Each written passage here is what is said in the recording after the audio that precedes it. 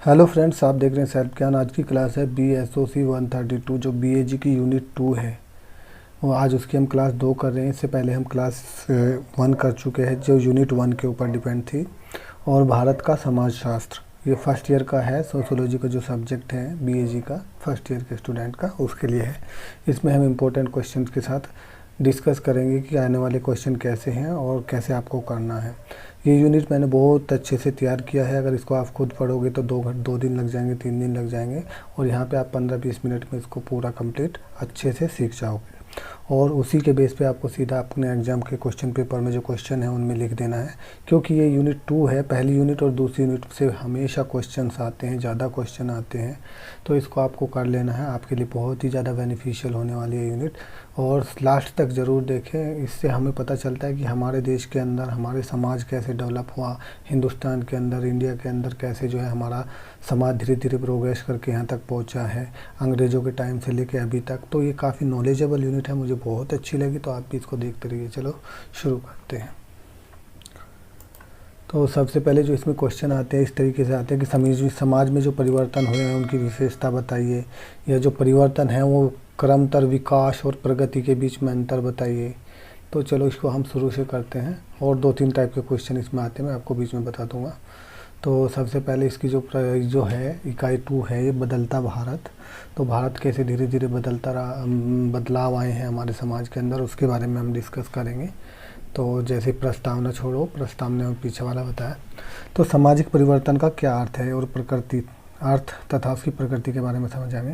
परिवर्तन का मतलब है बदलाव, ये एक अवधारणा है कैसे कैसे समाज के अंदर बदलाव हुआ है। इसमें जो समाज के जो परिवर्तन है वो 2 भागों में बांटा जा सकता है। एक तो सामाजिक संरचना और सामाजिक संबंधों में जो बदलाव आते हैं वो। तो परिवर्तन के अनेक रूप होते हैं, जैसे कि हमारी मान्यताओं में परिवर्तन आ जाता है। पहले हम कुछ और मानते थे, अभी हमारे धीरे धीरे समाज में हमारे दादा कुछ और मानते थे, हम धीरे धीरे और आगे बढ़ गए। तो ये हो गया मान्यताओं में अंतर। जीवन के मूल्यों में भी अंतर आता है, सामाजिक सांस्कृतिक जो गतिविधियाँ हैं उनमें भी अंतर आता है। तो समाज धीरे धीरे परिवर्तन होते रहते हैं। तो ये तब परिवर्तन किस तरीके से देखा जा सकते हैं। 2 संस्थाएं होती हैं, उनमें आपस में काम करने के तरीके बदल जाते हैं। पहले हम मनोरंजन किसी और तरीके से करते थे, 10 आदमी बैठ जाते थे, अभी अकेले अकेले अपने मोबाइल में मनोरंजन करते हैं। तो ये एक समाज में चेंज होता है। आराम करने के तरीके, भूमिकाएँ, सामाजिक नियम और ये बहुत सारी चीज़ें जो हैं उनमें धीरे धीरे परिवर्तन आना हमारे समाज के अंदर शुरू हुआ है। तो नेक्स्ट हेडिंग है इसका, समाज परिवर्तन के 3 आयाम कौन कौन से हैं।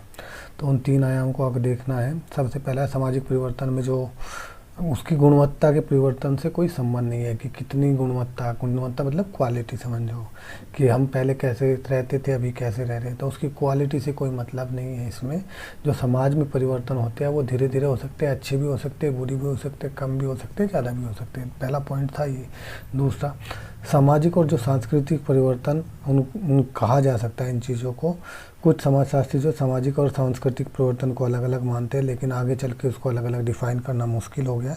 तो सामाजिक परिवर्तन और इनको फिर एक ही धीरे धीरे मानना शुरू कर दिया। तो फिर सामाजिक क्षेत्रों में होने वाले परिवर्तन जो है वो कौन, सांस्कृतिक क्षेत्रों में होने वाले परिवर्तन कौन कौन से हैं। एक तो ज्ञान में परिवर्तन हुआ है, हमारे विचार में, कला में, धर्म में, नैतिक सिद्धांत, जीवन के मूल्यों, विश्वास और जो प्रतीक प्रणाली है। समाज जो मतलब हमारे सांस्कृतिक क्षेत्रों में जो परिवर्तन हुए हैं उनको बोलते हैं सांस्कृतिक परिवर्तन। आधुनिक तकनीक जो साइंस और टेक्नोलॉजी आगे बढ़ती जा रही है तो उसने भी हमारे समाज को चेंज किया है। तीसरा पॉइंट है समाज की समझ के जैसे साइंस बढ़ता जा रहा है, अभी AC, कूलर, फ्रिज हम सब यूज कर रहे हैं। हमारे रहने सहने का तरीका बदल गया। पहले क्या था, ऐसे ही रहते थे, सिंपल, कोई तरीका नहीं था। धीरे धीरे समाज में बहुत सारे चेंजमेंट आते रहे। पहले संयुक्त परिवार रहते थे, अभी धीरे धीरे छोटे परिवार हो गए। तो ये सब क्या होते हैं, कैसे हमारे समाज के अंदर धीरे धीरे चेंज आ रहे हैं, उन सब चीज़ों के बारे में हम इस सोशोलॉजी के अंदर पढ़ते हैं। तो एज ये आपको इतनी गहरे मोटे शब्दों में नहीं जाना है, सिंपल भाषा में इसको सीखना है और ऐसे ही एग्ज़ाम के अंदर लिखना है। जैसे सामाजिक परिवर्तन की गति जो है वो एक समान नहीं रहती, कभी धीमी गति होती है, कभी ज़्यादा गति होती है, कभी छोटे पर चेंजमेंट करती है समाज के अंदर, कभी बड़े चेंजमेंट करती है। कभी सेंट्रलाइज, केंद्रीकरण मतलब सेंट्रलाइज प्रवृत्ति से होते हैं, कभी भी केंद्रीय मतलब तोड़ फोड़ वाले परिवर्तन आते हैं। तो समाज में जो क्रांतिकारी परिवर्तन हुए, कई बार तो ऐसे परिवर्तन हुए हैं समाज के अंदर जिन्होंने पूरी सरकार को ही उखाड़ फेंका है। कुछ छोटे टाइम के लिए परिवर्तन होते हैं, कुछ लंबे टाइम तक का परिवर्तन होते हैं। छोटे टाइम के परिवर्तन जैसे किसी वजह से एक लोगों को एक स्थान से हटा के दूसरी जगह पे बसा देना, तो ये क्या होते हैं, छोटे परिवर्तन होते हैं। तो इस तरीके के समाज में जो परिवर्तन होते हैं, तो ये 3 पॉइंट थे। ये 3 पॉइंट किसके लिए थे, सामाजिक परिवर्तन के 3 आयाम थे।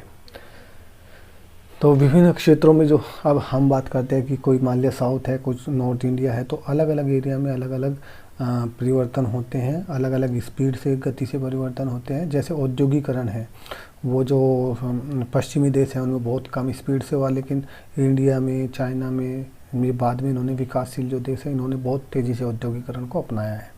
ठीक है, तो कहीं पे स्पीड से होता है चेंजमेंट समाज के अंदर, कहीं पे धीरे से होता है, ये आपको याद रखने वाली बात है। कुछ परिवर्तन शीघ्र होते हैं, कुछ टाइम लेने में ज़्यादा टाइम होता है, मैंने बता ही दिया है, औद्योगिकरण जैसे बताया है। उसके बाद नेक्स्ट हेडिंग है, आ सकता है कि कुछ संबंधित अवधारणाएं बताइए। ये क्वेश्चन आता है कि कर्मंतर विकास एवं प्रगति, क्योंकि ये जो यूनिट है ये फर्स्ट टाइम आ रही है, तो अभी इसके एग्ज़ाम क्वेश्चन पेपर भी कहीं पे नहीं मिल रहा है, तो इसलिए हम कंफर्म नहीं बता सकते कि किस टाइप के क्वेश्चन आपके एग्ज़ाम में आएंगे। तो कर्मंतर विकास में, कर्मंतर विकास होता है लगातार कंटिन्यूअस विकास होना, धीरे धीरे लगातार धीरे धीरे डेवलपमेंट होना, और परिवर्तन की दिशा एक ही रहती है। ठीक है, इसमें वृद्धि कहीं पे अधिक हो सकती है, कहीं पे थोड़ी सी कम नहीं होती। तो इसमें आकार और गुणवत्ता, ये संरचना जो धीरे धीरे परिवर्तित होती है, मतलब क्रमांतर विकास का मतलब है धीरे धीरे विकास होते रहना।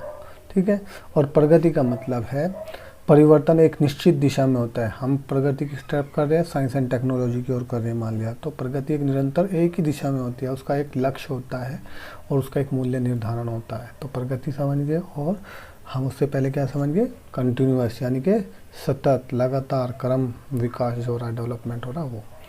तो जैसे इसमें बताया गया कि जो परिवार है वो छोटे होते जा रहे हैं, हमारे आर्थिक संसाधन बढ़ते जा रहे हैं, ऐतिहासिक बहुत परिवर्तन हुए हैं हमारे समाज के अंदर। तो जो सामाजिक परिवर्तन है वो अच्छे भी हो सकते हैं, बुरे भी हो सकते हैं, जैसे कि मैंने पहले बताया, ये वांछित या अवांछित नहीं माना जा सकता इनको। ठीक है, तो ये थी यहाँ तक की।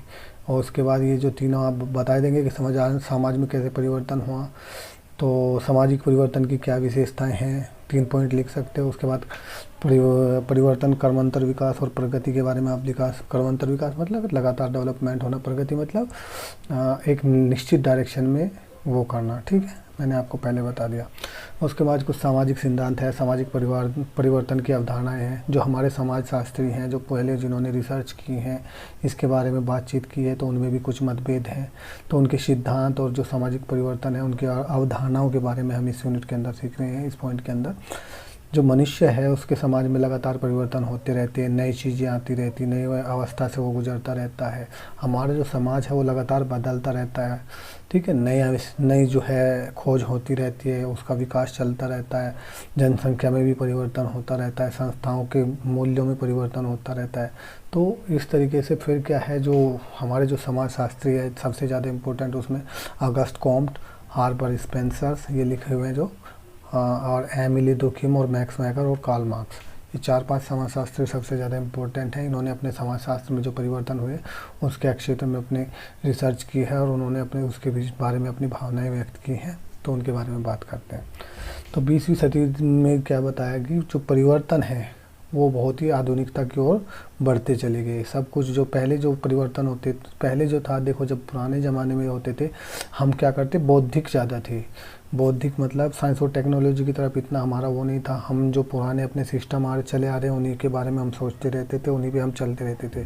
लेकिन धीरे धीरे जो आने वाली जनरेशन्स है वो साइंस एंड टेक्नोलॉजी की ओर उनका रुझान ज़्यादा है। पुरानी चीज़ों को उन्होंने छोड़ा और नई चीज़ों पे उन्होंने साइंस और टेक के ऊपर ज़्यादा ध्यान दिया। तो इससे हमारे समाज में नई चीज़, नई इन्वेंशन, नई तरीके की सोच को उसने हमें पैदा किया। ये हो गया इसमें। विकास तथा परिवर्तन, विकास जो है चेंजमेंट, और जो चेंज हो रहा है अंतर्निर्मीय है, इसके बीच में संबंध में आपको विचार व्यक्त करो अलग अलग जो समाजशास्त्री हैं, सोशोलॉजिस्ट हैं उनके।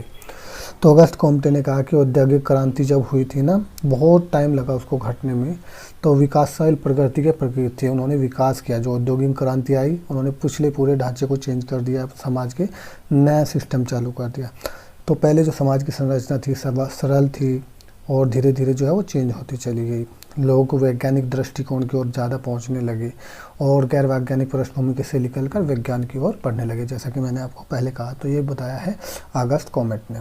उसके बाद हार्बर्ट स्पेंसर ने बताया कि उसने जो है उसकी तुलना जो है अपने मानव शरीर से कर दी है। ठीक है, जैसे जैसे समाज अब बढ़ता जाता है तो जैसे ऐसे ऐसे शरीर भी बढ़ता जाता है तो उसके शरीर की, हमारे शरीर की जो संरचना है वो भी जटिल होती जाती है। तो ये बताया हार्बर्ट स्पेंसर ने। उसके बाद एमिल डर्कहाइम ने बताया कि सामाजिक विकास उन्नतिपरक योजना के अंतर्गत आते हैं।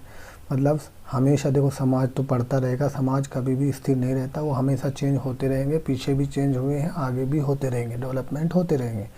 हमें एक ही चीज़ को पकड़ के नहीं रखना है, ठीक है। और उसके लिए दुखी भी ना होना कि पहले कैसे होता था, अभी ऐसे हो रहा है, ठीक है। कोई किसी की सुनने वाला नहीं है यहाँ पे, ये बुक में नहीं लगा है, जो मैं ऐसे बोल रहा हूँ इसमें कि भाई समाज जो है लगातार चेंज होता रहता है।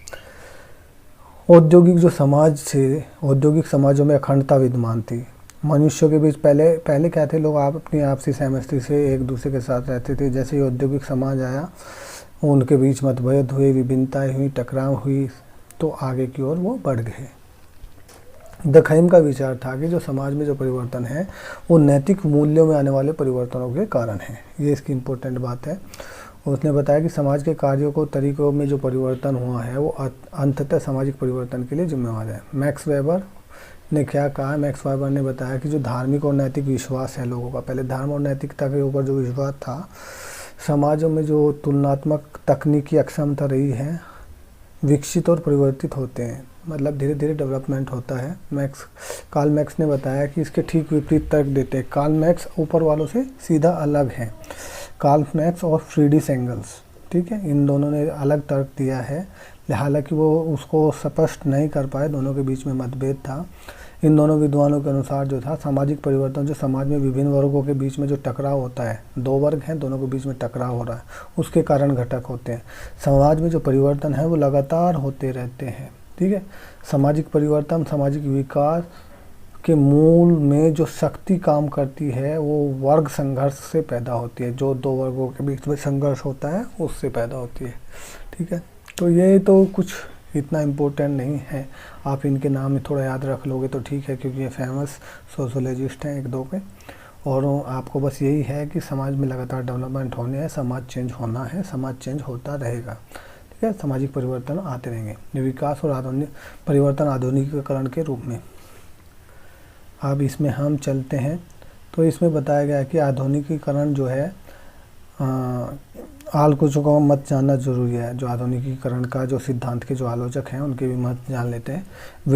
जो विल्बर्ट मूर हैं, उन्होंने बताया था, मूर ने क्या बताया था, औद्योगिकरण जो है वो सामान्य स्थितियों के लिए जिम्मेवार है। किस चीज़ के लिए? मूल्यों में उसने परिवर्तन किया दिया, समाज के संस्थानों में परिवर्तन, संगठनों में परिवर्तन, उत्थान और संपीड़न और विभिन्न स्थितियों में शामिल है। देखो, आप अगर इस बुक को पढ़ोगे तो आपको समझ में नहीं आएगा। अब मैं छोटी सी चीज़ बताता हूँ जो इसमें आप समझ जाओगे। देखो, पहले क्या थे, लोग इकट्ठा होकर गांव में रहते थे, जो कुछ का खेतों में काम किया कर लिया और आप आपस में मिलजुल के एक दूसरे की कमी को पूरा करके रहते थे। धीरे धीरे लोग जो है औद्योगिकरण आया तो जो लोग थे गांव के, वो गांव को छोड़ के शहर की ओर प्रस्थान कर गए और शहरों में जो है फैक्ट्रियों में काम करने लगे और परिवार जो है टूट गए। तो समाज में बहुत ज़्यादा चेंजमेंट आया था औद्योगिकरण के टाइम पे। तो उन्हीं सब चीज़ों को इसमें दर्शाया गया है कि औद्योगिकरण जो है सामान्य स्थितियों के लिए जिम्मेवार है। तो ये आपको थोड़ा सा पता होना चाहिए। उसके बाद डेविड मैककेलन क्या कहते हैं, वो बोलते हैं कि समाज की जो संस्कृति है, जो व्यक्ति को जो इच्छाएं होती है, महत्वाकांक्षाएं होती है, उसके आदान प्रदान से बढ़ती है। जैसे किसी समाज में पिछड़ापन है, गरीबी है, कुपोषण है, व्यापक रूप से पारंपरिक और गैरपारंपरिक विचारों में संबंधित होती है। तो वो क्या होते हैं, तो वो चाहते हैं कि हम आगे डेवलपमेंट करें, तो समाज में चेंज होते हैं। उसके बाद आधुनिकीकरण के सिद्धांत में वेल्डमोट, लेकिन जो ये परिभाषित करने में असमर्थ रहेंगे कि पश्चिमी दुनिया का जो मॉडल है, यानी कि पश्चिमी जो देश हैं, अंग्रेज़ों वाले जो देश हैं, उनका जो मॉडल है उसको तो वो परिभाषित करते हैं इनसे, जो ये जो ऊपर मैंने डिस्कस किया अभी सोशोलॉजिस्ट के पॉइंट ऑफ व्यू। लेकिन वो जो लोकतांत्रिक प्रणाली जो स्वीकार की गई है दुनिया के दूसरे समाजों के द्वारा, उसको समझाने में वो असफल रह गए, ठीक है। इसमें जो इसमें आपका आ सकता है कि कार्ल मार्क्स और फ्रीडरिख एंगल्स ने जो सामाजिक परिवर्तन के बारे में क्या कहा, उनके क्या विचार थे, इस तरीके से पूछ सकता है। ठीक है, सामाजिक परिवर्तन की संरचना और संस्कृति। तो थोड़ा थोड़ा मैं हर चीज़ से आपको ब्रीफ कर रहा हूँ। अगर आप चैनल पे नहीं हैं तो चैनल को सब्सक्राइब कर ले और बेल आइकन को पक्का प्रेस कर ले, क्योंकि एग्ज़ाम के टाइम पे कोई भी इंपॉर्टेंट क्वेश्चन अगर आपको मुझे बताना हो तो आपके पास मेरा नोटिफिकेशन सबसे पहले आ जाए। और वीडियो को लाइक करो। देखो, ये वीडियो बहुत कम स्टूडेंट के लिए है। ऐसा कोई भी चैनल नहीं है जो ऐसी वीडियोज़ बना रहा हो। सिर्फ सेल्फ ज्ञान इसलिए बना रहा है ताकि स्टूडेंट जो सोशियोलॉजी के है वो कम टाइम में अपनी तैयारी कर सके। इसी तरीके की वीडियो सेल्फ ज्ञान अपलोड कर रहा है। तो और कोई जो इस ऐसी वीडियोज़ पर व्यू बहुत कम आते हैं, गिने चुने 100, 200, 400।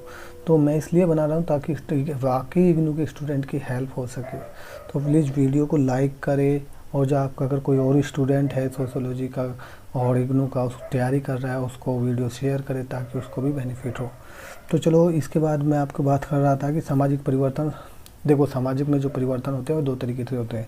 एक होता है संरचनात्मक परिवर्तन, एक होता है सांस्कृतिक परिवर्तन। किसी के समाज के ढांचे में जो परिवर्तन होता है, सामाजिक परिवर्तन, सांस्कृतिक परिवर्तन, दोनों एक दूसरे से लिंक होते हैं। जो सामाजिक परिवर्तन होते हैं वो राजनीतिक परिवर्तन मान लो या आर्थिक परिवर्तन जैसे परिवर्तनों को छोड़कर बाकी सभी के जो परिवर्तन होते हैं वो आते हैं सामाजिक परिवर्तन में। और जो सामाजिक संस्थाएं होती है, लोगों के एक दूसरे के साथ कैसे व्यवहार करते हैं, सामाजिक संबंधों, समुदायों या समाजों के जो स्वरूप हैं उनमें आपस में कैसे रहते हैं। तो ये हो गया समाज के संस्थानों की संरचना में जो परिवर्तन होते रहते हैं। ये भी मान लिया कोई संस्था बनाए, उसका काम करने का तरीका बदल गया, सब कुछ बदल गया, तो वो क्या समाज के चेंज की वजह से हुआ है सब कुछ। ठीक है, इसके बाद समाजशास्त्री बॉटम ने क्या बताया था, संरचना में होने वाला जो जो ज़्यादा बड़ा परिवर्तन है समाज को, वो बदल जाता है। सामाजिक संस्थानों के स्वरूप भी बदल जाते हैं, संस्थाओं के स्वरूप बदल जाते हैं, आपस में बातचीत करने का तरीका, आपस में काम करने का तरीका बदल जाता है। वो तो मैं आपको पहले ही बता चुका हूँ। ठीक है, जो सांस्कृतिक परिवर्तन होते हैं इसका मतलब होता है कि जो हमारी संस्कृति में बदलाव आते हैं, जैसे हमारे मूल्यों में, विश्वास में, जीवन के मूल्यों में, धार्मिक रुझान, सामाजिक, आर्थिक, जितने भी साइंस एंड टेक्नोलॉजी के बारे में परिवर्तन आते हैं वो सांस्कृतिक परिवर्तन कहलाते हैं। अब सबसे इम्पोर्टेंट है भारत के सामाजिक परिवर्तन की स्थिति बताइए। तो ये मुझे काफ़ी अच्छा टॉपिक लगता है। यहाँ से आगे पिछले तो बोर करने वाले होते हैं कि कैसे आप भी सोचोगे यार क्या पढ़ना पड़ रहा है, कि किसी सोशलॉजी का नाम याद करना है, किसी का कुछ। ठीक है, तो अब आपको एक ये कहानी याद रखनी है कि भारत में जो सामाजिक परिवर्तन हुए वो कैसे हुए। देखो, भारत हमेशा बदलता रहता है। पहले कैसा था, अंग्रेज़ों के टाइम पे, फिर धीरे आज़ादी हुई, फिर दोबारा गवर्नमेंट्स आए, फिर लगातार डेवलपमेंट कर रहा है। स्थायी नहीं रहता है, सब चीज़ें बदलती रहती है। समाज हो या संस्कृति हो, सब चीज़ें धीरे धीरे बदलती रहती है। तो सामाजिक परिवर्तन के क्या कारण थे, ऐसा एक क्वेश्चन अगर आपसे पूछा जाए तो बहुत से कारण मौजूद हैं।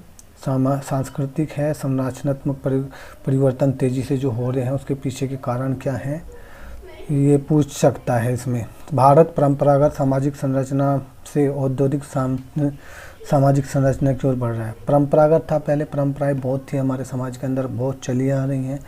अब धीरे धीरे जो है फैक्ट्रीज लग रही है, औद्योगिकरण हो रहा है, तेज़ी से बढ़ रहा है, तो नई नई टेक्नोलॉजी आ रहे हैं, नए नए गैजेट्स आ रहे हैं, उपकरण आ रहे हैं। तो भारत की व्यवस्था बहुत तेज़ी से बदलती रहती है और डेवलपमेंट, औद्योगिकरण की ओर तेज़ी से बढ़ रहा है, जिससे हमारे अंदर सांस्कृतिक और संरचनात्मक रूप से तेज़ी में बदलाव आ रहे हैं। इसमें यही कहा गया है। ठीक है, तो व्यापक रूप मौजूद है भारत के अंदर, उनकी जड़ों में बहुत से व्यापक रूप मौजूद है। भारत जब अंग्रेज़ों के अधीन था तो वो उपनिवेशीकरण था उस टाइम। उपनिवेशीकरण मतलब हम अंग्रेज़ों के अधीन थे, तो उन्होंने हमारे संसाधनों पर पूरी तरह कब्जा कर लिया था, हमारा बहुत शोषण भी किया, हमारे ऊपर कब्जा करके अपना शासन स्थापित कर लिया।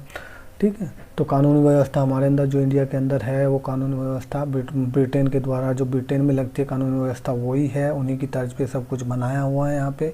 चाहे वो राजनीतिक हो, चाहे वो आर्थिक हो या सामाजिक संरचना चेंज हुई हो, वो सब उन्हीं के आधार पे चेंज हुआ है। जैसे क्योंकि वो राज करते थे तो उन्होंने उसी के हिसाब से यहाँ पे रूल एंड रेगुलेशन बनाए थे। ठीक है, तो उनमें उन्हीं का हमारे ऊपर इम्पैक्ट बढ़ा है। ठीक है, तो उपनिवेशीकरण के सबसे बड़ा जो परिवर्तन था वो आधुनिकीकरण और धर्मनिरपेक्ष थे। देखो जब उपनिवेशीकरण हुआ, जब अंग्रेज़ों ने हमें अपने अधीन लिया, तो जो सबसे ज़्यादा बड़ा परिवर्तन हमारे देश के अंदर आया, एक तो हमने आधुनिक होना शुरू कर दिया और एक धर्मनिरपेक्ष और होना शुरू कर दिया। हमने एक दूसरे के धर्मों के आदर भाव को रखा, एक दूसरे को समझा। तो ये धर्मनिरपेक्षता हमें जो अंग्रेज़ों के द्वारा, क्योंकि वहाँ पे भी देखो जितने भी ये अंग्रेज़ की कंट्रीज़ हैं, अमेरिका, यूएसए, यूके, वहाँ पे सब धर्मनिरपेक्ष हैं और सब आज़ाद हैं, एक दूसरे का धर्म ध्यान रखते हैं और वहाँ पे वोटिंग सिस्टम काफ़ी अच्छा है। तो उन सब चीज़ों को हमने यहाँ पे अडोप्ट किया है। ठीक है, पश्चिमीकरण की जो लहर थी वो आधुनिकीकरण की, उसने हमारे इंडिया के अंदर नींव डाली पहले। ठीक है, तो इसको बोलते हैं वेस्टर्नाइजेशन, पश्चिमीकरण। तो कुछ लोग इसको गलत बोलते हैं, कुछ लोग सही बोलते हैं। ये किताब में नहीं लिखा, लेकिन ये किताब के हिसाब से अगर मैं बताऊं, ये सब कुछ अच्छा हुआ। हम डेवलपमेंट की ओर गए, आधुनिकीकरण की ओर गए एज पर बुक। तो आप मुझे पॉइंट करके बताएं कि ये अच्छा हुआ या गलत हुआ, जो वेस्टर्नाइजेशन है और जो औद्योगिकरण।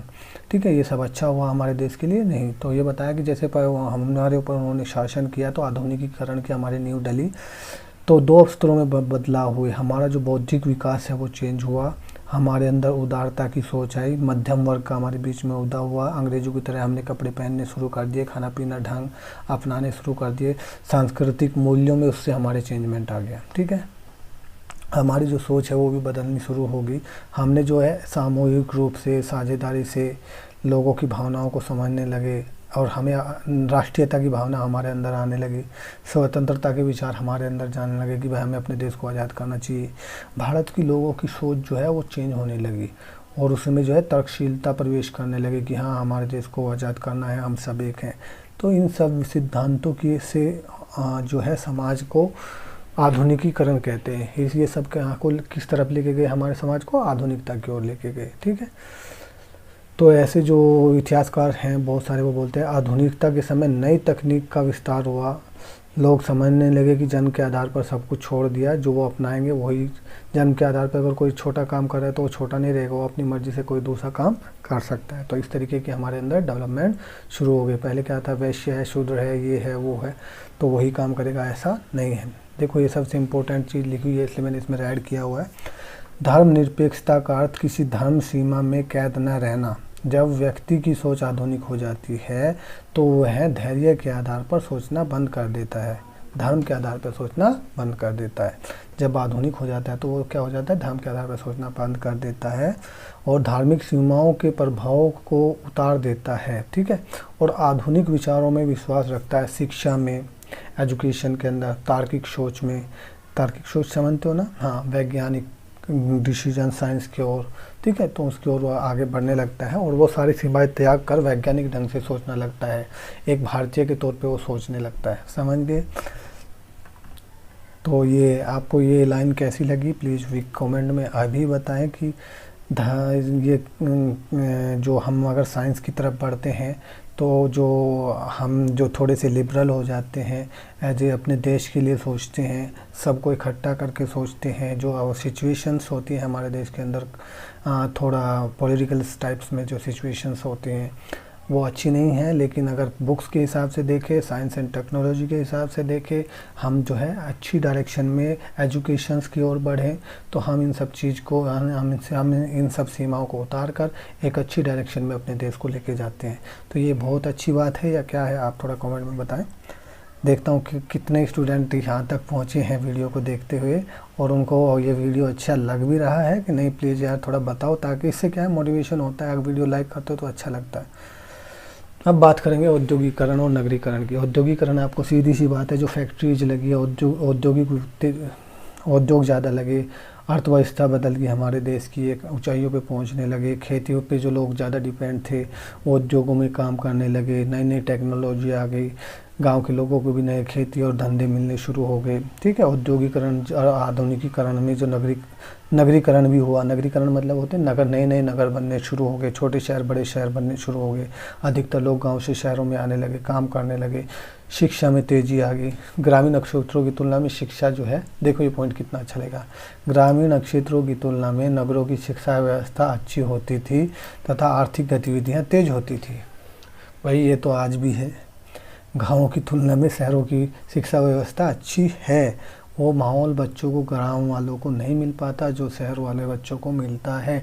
इसलिए जो है कंपटीशन में हमेशा डिफरेंसेस आ जाता है रूरल और अर्बन एरिया के स्टूडेंट के अंदर। क्या आप इससे सहमत हैं? प्लीज़ कमेंट करके बताएं। मैं भी देखता हूँ क्या कितने गाँव को इस बात से सहमत हैं कि शहर की शिक्षा व्यवस्था ज़्यादा अच्छी है ग्राम की तुलना में। ठीक है, तो नगरीकरण क्या है? एक सांस्कृतिक परिवर्तन हो गए। तो क्या नगरीकरण क्या हुआ? तो इन आधुनिकरण, फैक्टराइजेशन, जो औद्योगिकरण से क्या नगर भी बनने शुरू हो गए। गाँव की जो पारंपरिक तरीके से जो लोग शहरों के आकर आधुनिक हो गए।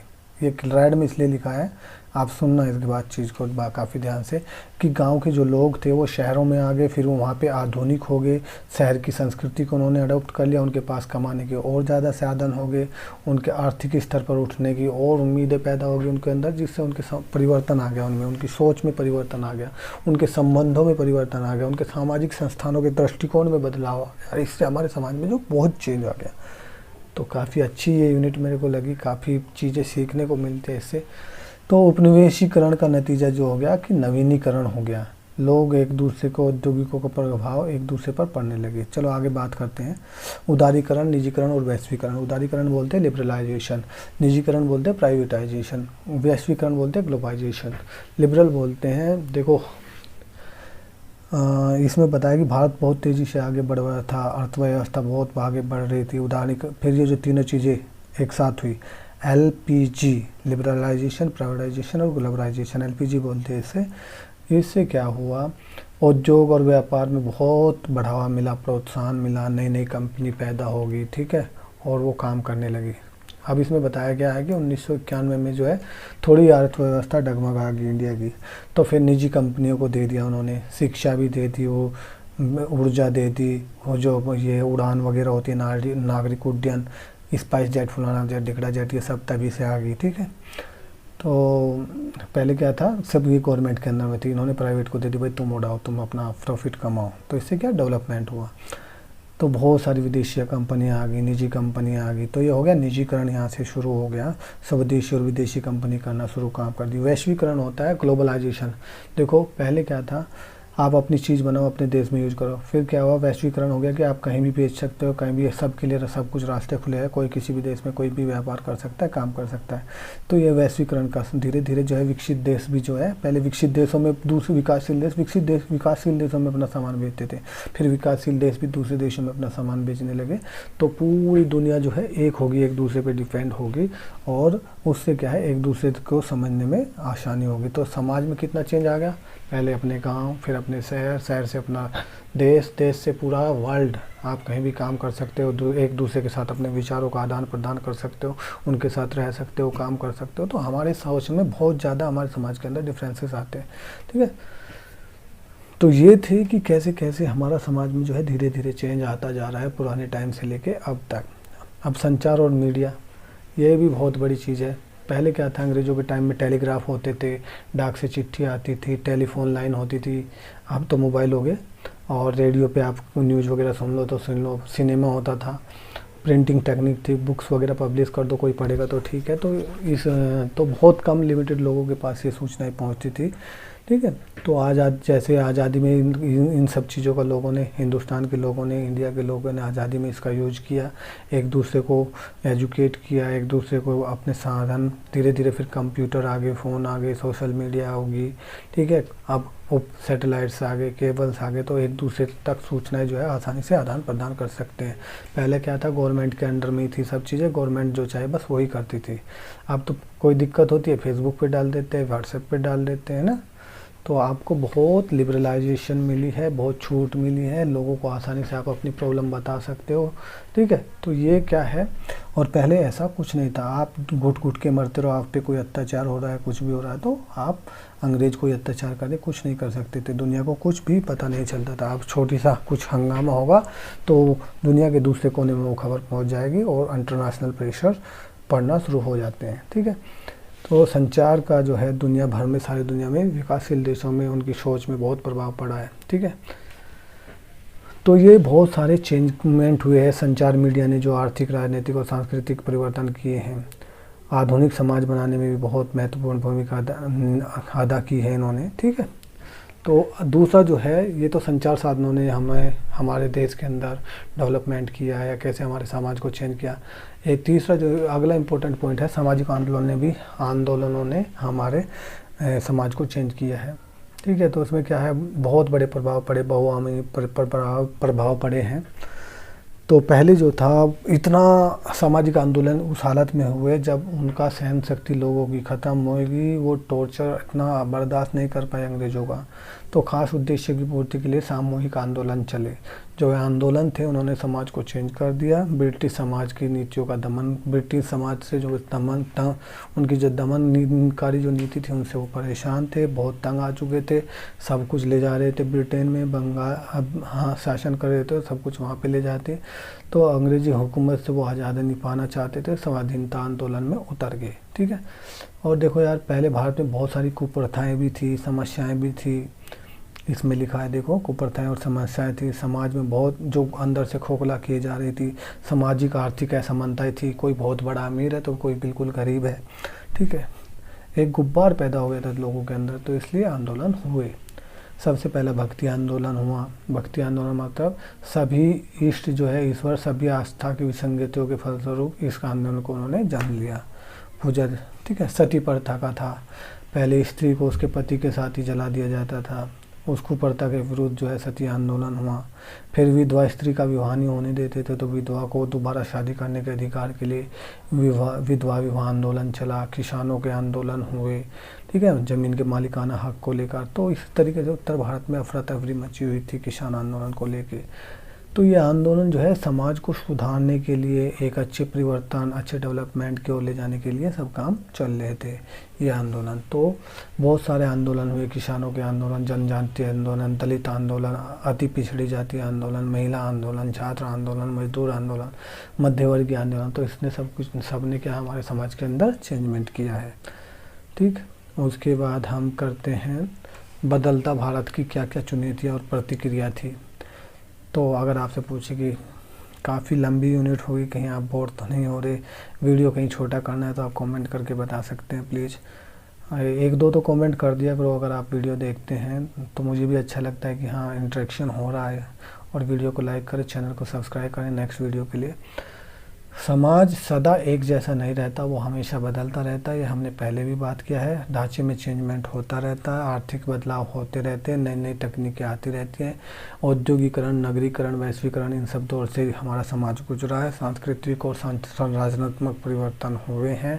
औपनिवेशिक शासन काल को उन्होंने झेला है। स्वाधीनता आंदोलन उन्होंने चलाए हैं, ये हम डिस्कस कर चुके हैं।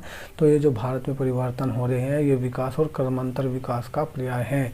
लगातार विकास और डेवलपमेंट के काम जो हो रहे हैं उनका सबूत हैं, ठीक है। तो आवश्यकता महसूस की जाती है कि लोगों को सफलता प्राप्त करने के लिए, जीवन में तरक्की करने के लिए जो अभिलाषाएं जाग उठी थी, इसलिए देश में शिक्षा का विस्तार हुआ। उससे क्या हमारे अंदर शिक्षा का विस्तार हुआ। वैज्ञानिक विधि की ओर लोगों ने जाना शुरू कर दिया। उन्होंने अपना पश्चिम की तर्ज पे अपना आधुनिकीकरण, पूंजीवादी अर्थव्यवस्था मॉडल को अपना लिया। आज़ादी के बाद भारत ने क्या एक संविधान बनाया, और पश्चिम की उसमें उदारवादी सोच है। ये नहीं कि किसी को भी फांसी पे टांग दिया। उदारवादी मतलब किसी भी गलत आदमी को थोड़ा सा, जब तक बेकसूर आदमी नहीं मरना चाहिए कोई भी। तो इस तरीके से उसमें उदार सोच है। लोकतंत्र है हमारे अंदर, सामाजिक न्याय, राष्ट्रीयता का प्रभाव पड़ा उसके अंदर, ठीक है।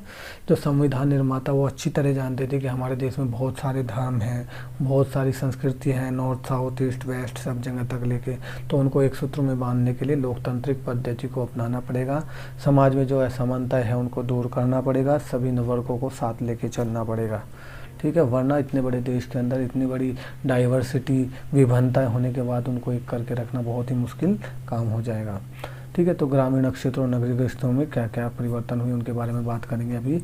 ग्रामीण भारत में परिवर्तन, देखो पहले क्या था, कृषि, ये भी मुझे काफ़ी अच्छी लगी पढ़ने के बाद। पहले क्या कृषि के ऊपर सब कुछ लोग डिपेंड थे, और पहले बंधुआ मजदूर भी रखते थे, बनाने की प्रथा थी, कम वेतन, बिना वेतन दिए उनसे काम कराते रहते थे।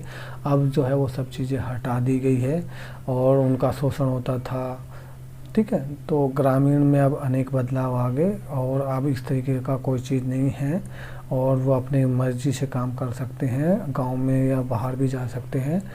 ठीक है, अपने व्यवसाय को वो चुन सकते हैं। लेकिन जो सामंत वर्ग था पहले, वो डरा धमका के या अपने प्रभाव से उनको अपने अंदर काम कराता रहता था। तो ये सब चेंजमेंट हमारे समाज के अंदर आए हैं। लोगों की आजीविका अब केवल खेती नहीं रही है, और जो किसान भी है वो राष्ट्रीय प्रतीक बने रहना पसंद नहीं करते हैं, वो नौकरी करना पसंद करते हैं। और एक बड़ा हिस्सा जो है नौकरी वर्ग को पूरा करता है।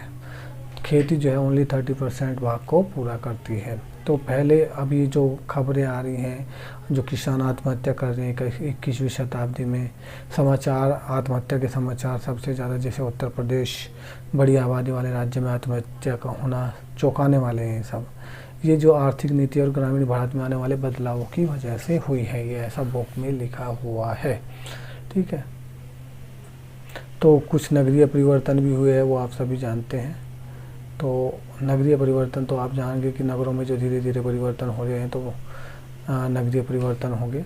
ठीक, तो इस तरीके की ये काफ़ी बड़ी यूनिट थी और काफ़ी अच्छी यूनिट है, काफ़ी सोचने वाली यूनिट है, काफ़ी अच्छा लगता है इसको देख के। ठीक है, तो आप इसको अच्छे से कर लेना। और इसे, क्योंकि इस अगर आपने पहली वाली वीडियो नहीं देखी है तो वो भी देख लेना, और ये वीडियो दोनों काफ़ी इम्पोर्टेंट है। इसमें से लगभग आपके 30 नंबर के क्वेश्चन आने की संभावना है दोनों यूनिटों को मिला के। आपको एज ए स्टोरी पता होनी चाहिए, कोई भी क्वेश्चन आए उसमें थोड़ा बहुत आप लिख सकते हैं, और काफ़ी अच्छा बड़ा करके लिखना है। और इसके ऊपर एग्ज़ाम के टाइम पे आके मैं आपको बता दूंगा और क्या करना है। तो चैनल को सब्सक्राइब कर लें, वीडियो को लाइक कर लें, बेल आइकन को प्रेस कर लें, और कैसी वीडियो लगी प्लीज़ यार बताओ थोड़ा सा। Thank you.